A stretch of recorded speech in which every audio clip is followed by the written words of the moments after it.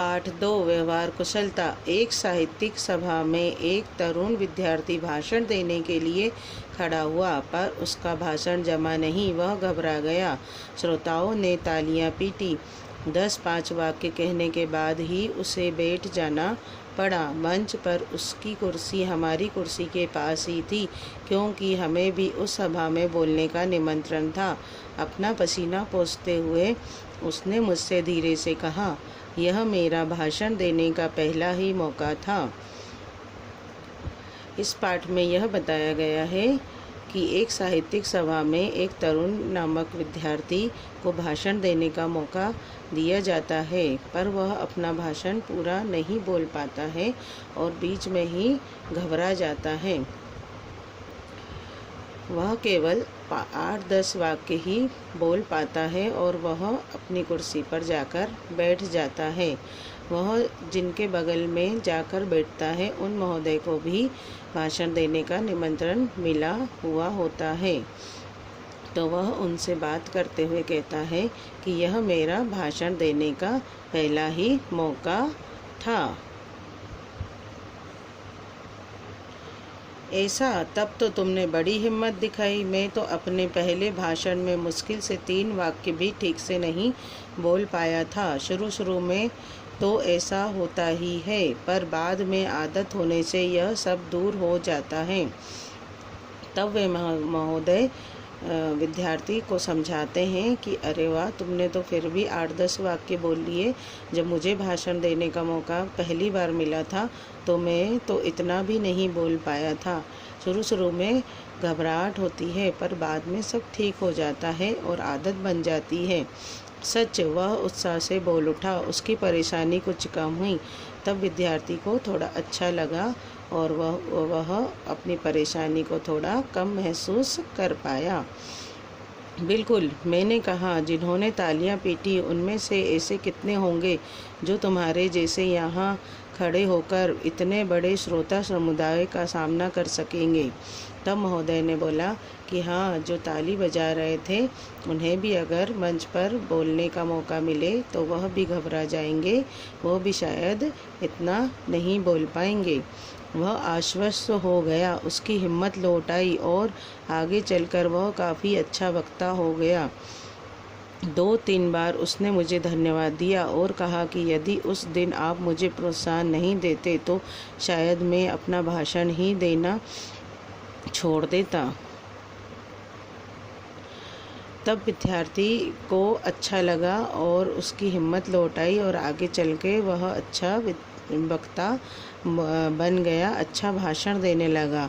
और फिर विद्यार्थी ने उन महोदय को 2-3 बार धन्यवाद भी दिया और उनसे यह भी कहा कि यदि आप मुझे मेरे पहले भाषण में प्रोत्साहित नहीं करते तो मैं शायद भाषण देना ही छोड़ देता। जब लोग त्रस्त हो, पराजित हो या शोकग्रस्त हो, तभी उन्हें हमारी सहानुभूति, सहायता या प्रोत्साहन की ज़रूरत होती है। उस समय उनका आत्मविश्वास लड़खड़ा जाता है।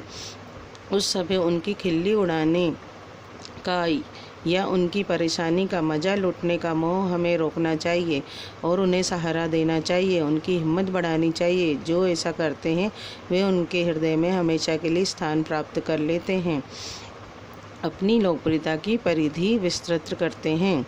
जब कोई इंसान असफल हुआ होता है तो उनको हमें प्रोत्साहित करना चाहिए, उन्हें यह बोलना चाहिए कि आप फिर से प्रयास करिए, आप ज़रूर सफलता प्राप्त कर पाएंगे।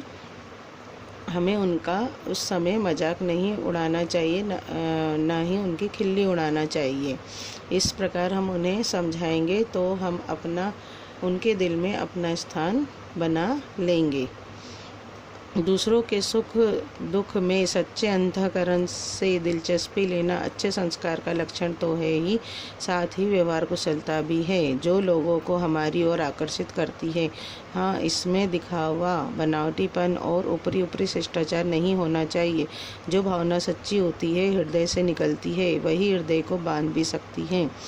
जब कोई व्यक्ति असफल हुआ होता है तो हमें उन्हें दिल से समझाना चाहिए। उसे ऐसा नहीं लगना चाहिए कि हम ऊपरी ऊपरी दिखावा कर रहे हैं। हमें उसे अच्छे से समझाना चाहिए, स्नेह से समझाना चाहिए। जो हमारे दिल से जो भावना उसके लिए निकलती है समझाने के लिए, वह सच्ची होना चाहिए, तो वह उसे असफल व्यक्ति को अच्छी लगती है।